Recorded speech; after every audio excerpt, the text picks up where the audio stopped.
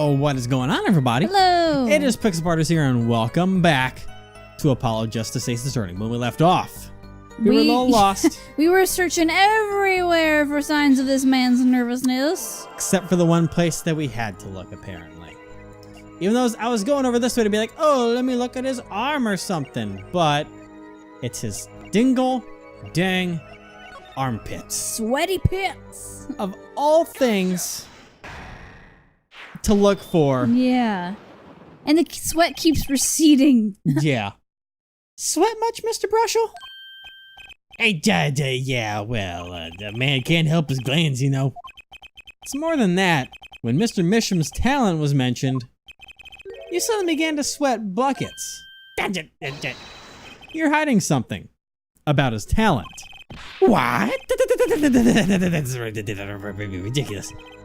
Evidence time. Evidence time. He just straight up says Let's that. show where Mr. Misham's true talent lay.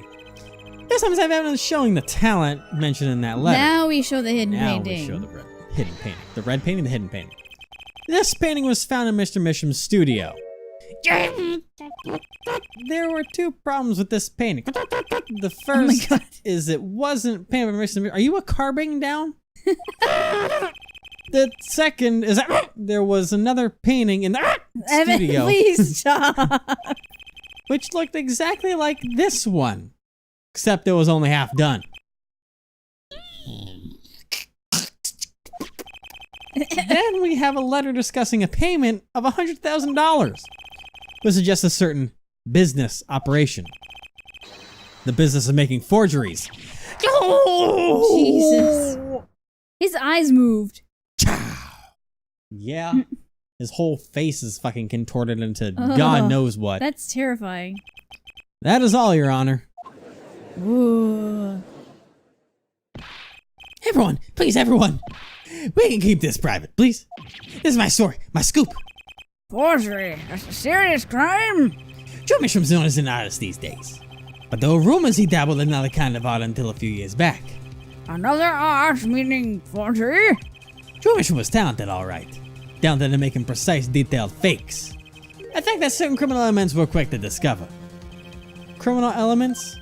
What? You can't seriously be talking about... Exactly. I'm talking about forging evidence. The rumor started circulating 7 years ago. 7 years ago? So, are we to understand that this letter, its payment of $100,000 was for... Exactly. Forged evidence nets tidy profit, end quote. Mr. Wright, do you want to give us a handwriting sample? Oh, God. This is you. Hors d'oeuvres? Yes, I would like some deviled eggs. Well, it's like our victim was living a double life. I personally would like some of those, like, Vienna sausages that they give the tiny little cups. This is my chance to get some hors d'oeuvres. So the victim had ties to the criminal world, right? You could have had plenty of enemies we know nothing about. Sandwiches? Those are really good too. This is my first time hearing this criminal world. We certainly found no criminal connections when we conducted our investigation. But how do you explain all this money? You have to admit there's a possibility of some illegal activity here. But there's no proof tying this letter to our case. Huh? Our case was and remains simple from the beginning. Only the defendant could have poisoned that mug that night. And you, of course. Hey, the only thing I poison my pen when I'm writing reviews. Mr. Brussel, your testimony to this point has been quite unreliable. It doesn't speak well of your reporting acumen. What are you talking about? My journalism is rock solid. Journalism so solid, you can stand an elephant on it. End quote. In any case, let's hear a summarized recap of your testimony. If we can ascertain the situation in that studio from the recap, the trial is over. Paulo, what's he talking about? The cross-examination showed Mr. Brushel didn't have reason or means to poison him. As long as there's no other suspects, then the killer had to be Vera. That's what. This next testimony is our last chance. Mr. Brussel, your testimony, please. Oh boy. The interview. A recap. So everything that we've got. The only other person in that studio that night was the defendant. Okay. It was Vera who poured the coffee. She admitted as much herself. Okay. The only thing that touched Drew's lips during that interview was that mug. And nothing left that studio after he died. Nothing. Wait. What? I just realized something. What? The envelope that he used to send the paperwork back was pre-put in that envelope, in the red envelope, to send back. What if whoever sent the red envelope had put traces of the poison on there? Because how do you seal an envelope? You lick it. Which got the poison on him, so when he went to go drink from the cup, he got poisoned. You're right. That's how he died. But now we So have to that they figure wouldn't out have to who pay did him it. $100,000. And to keep his mouth shut. Oh, damn. Because maybe they knew he was already going to speak of this. Because he said speak of this to no one, but he was going to speak to Brushel that night. Yeah.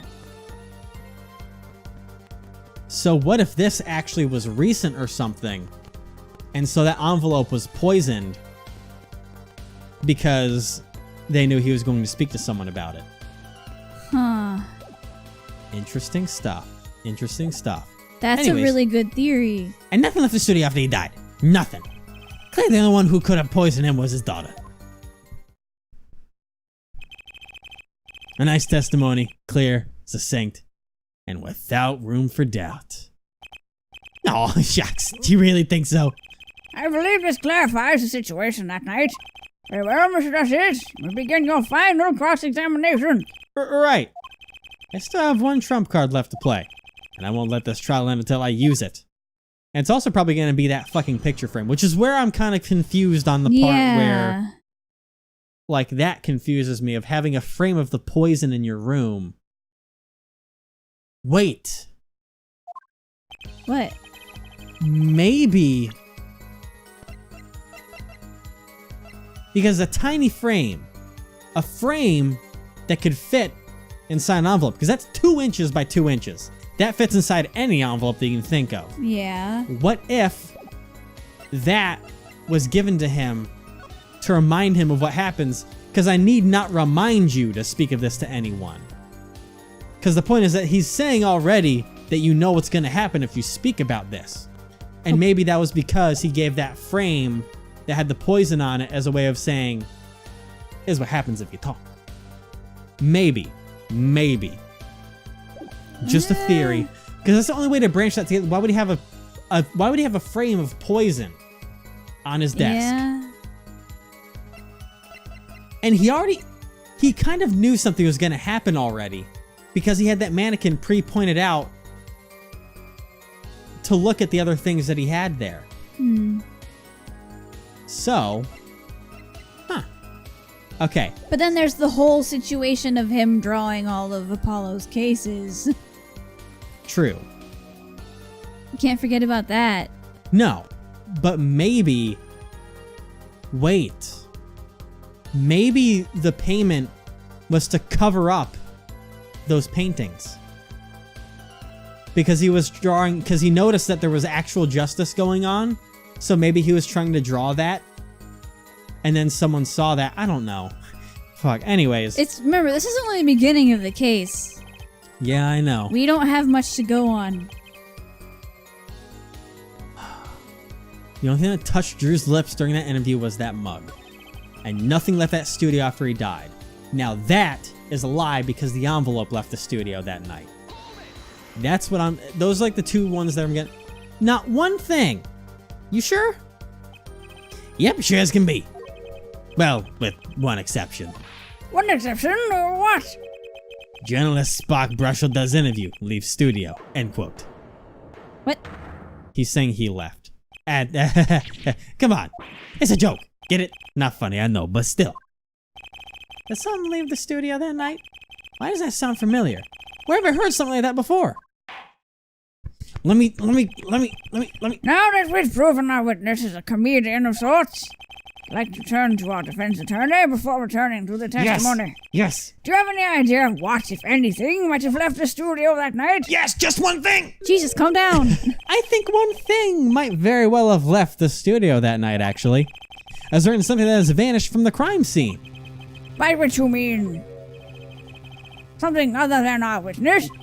Of course. Don't tell me. Vera Misham. Believe me, any comic relief I may provide is entirely unintentional. Then let's see what you've got for us, Mr. Justice. Well, this thing wasn't at the scene of the crime, so I can't show it to you. But I do have evidence that shows how it could have been taken from the scene. The mailbox. Yep. This is the only link between that studio and the outside world. A letterbox? What did Mr. Brushel just tell us? When he entered the studio on the night of the murder, the victim had just finished writing a letter. Yeah, I said that, and yeah, it was true. Furthermore, you went on to tell us that he put the letter in the yellow envelope and put it in the letter box. Ah! But that very same letter box was empty. In other words, that night the yellow envelope disappeared. What are you objecting to? Ah, yes, intriguing. So an envelope has disappeared from the scene of the crime. Of course, this changes nothing. What? Huh? He has a point, Mr. Justice. What we're trying to figure out here is how the poison got into Mr. Misham. Is it really important that this envelope witness says he saw disappear? Yes. Well, if it did disappear, then something did leave the studio that night. That seems very important to me. Very well then. Witness will add this to his testimony. You got it. I still think this fails to change anything here, Forehead. Is this where your I theory wouldn't be of so sure. licking that poison would come That into letter play? disappeared from the crime scene that night. This is exactly the opening I've been looking for.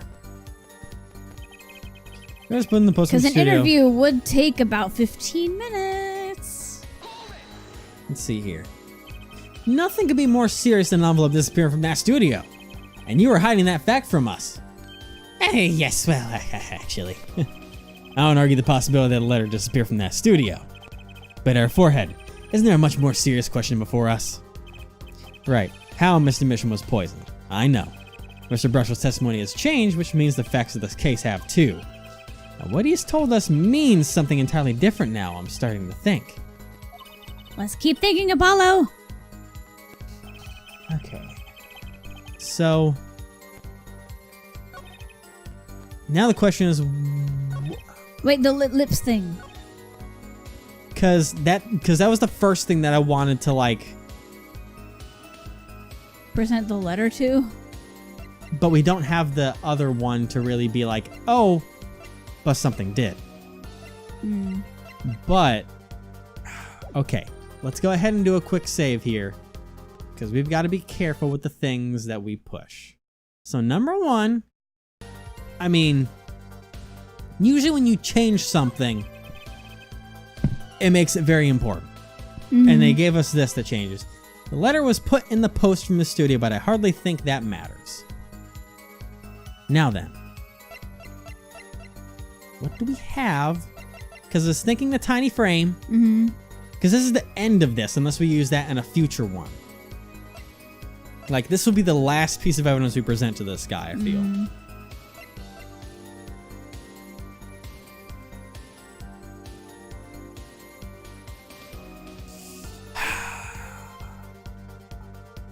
What are you thinking? I mean, I think the two things that stand out would be tiny the red frame? letter and the tiny frame. Because the tiny frame has the poison on it, which is why I would think that, like... because I don't know if there's anything else on this tiny frame. Am I missing something on here? That'd be great. Can I actually open this? Oh no. Can I open this? Looks like I have to take these back parts off to first put a photo inside. It'd have to be a really small photo to fit in there. True, and that pale bluish stain. Why would there be poison in a place like this? Well, there's one obvious reason. Whoever put poison in the coffee rubbed it a bit on here, too. That's not very obvious, Trucy. Huh.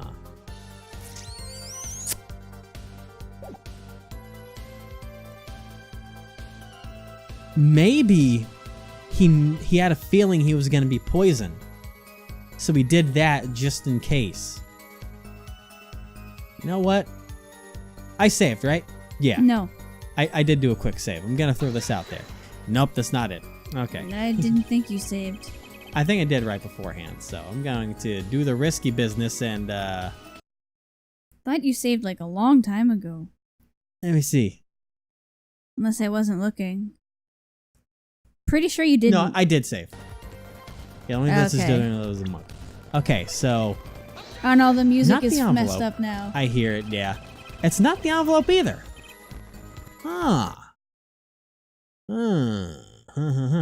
Maybe it's one of those cases where we have to go back and press something else that we did before. Let's try and push this one again. If it was that mug. You're sure about that? Well, to be really, really precise. I was basically got my main candies the whole time. Yeah. One of those candies might have been poisoned. That's not the case at all, but... Oh, pillow fell. Yet at the time of the autopsy, no fresh fragrance of mint filled the room. And no mint residue was found. That was a long shot anyway. Don't tell me you're still trying to prove this. You think the victim ate, drank, or otherwise ingested something other than in the coffee? Well, Mr. Justice, if you have some proof. The possibility is there, I can feel it, just maybe not prove it, not yet. It possibly isn't going to cut it, not now. Mr. Mission ingested that poison other than coffee. Can I prove it? Can I prove? Fuck it, we're gonna go for it. I'm gonna hit that save button and we're gonna go for it. Oh boy. I'm gonna save and we're gonna go for this bread, gamers. Oh my I can prove it. god. Which though? Which one though? The frame or the letter? We're gonna find out. Proof is possible. Here goes nothing. Oh shit. He's on his guitar playing gig Yep. now. You do understand what we need, yeah? Proof, Air Forehead, not possibilities. Of course. And Prosecutor Gavin, I hope you understand. I'm ready to give you that proof. But what did you say? I have proof of the disappearing envelope. I saw him write a letter, I did. Which was picked up by the mailman, I assume. Of course. Which means the envelope had a stamp on it. A stamp? Oh. Ah, As we all know, stamps come... Wait. Was the stamp in the frame? That's what I was just thinking, because a stamp would fit in a frame like that. Yeah. And that's why I left residue on there, because it was it was stuck on the there. glue. Maybe... Actually, that's a good point. It was the frame that had it on it. When he put the stamp on, the stamp hit the poison. Yeah. So when he pulled the stamp off and he had to lick it, that's when it went crazy. Uh-huh. As we all know, stamps come with dried glue on the back. In order to use the glue, you have to wet it by licking the stamp. Ooh. No one worth talking to actually licks stamps in this day and age. Even if you wanted to talk to him, you couldn't. Oh. He's dead after all. Okay, so he licked the stamp. But wait, how does that explain the atropine on the rim of the coffee mug? It was on his lips. If he licked the back of a poison stamp, the poison would get on his tongue, yes? What would then happen if he put the coffee mug to his mouth, huh? Yep. Those traces on the mug weren't the killer's doing. It was the other way around. what? The coffee mug didn't poison Mr. Misham. He poisoned the coffee mug. Mr. Mission poisoned the coffee mug himself. The coffee mug is the real victim in this case. Oh, Jesus. Order. But that doesn't... Does it? Recall if you would. Atropine is a slow-acting poison, yes? The poison entered his body when he put the stamp on that envelope. But his time wasn't up until the very moment he touched the zips of that cup of joe.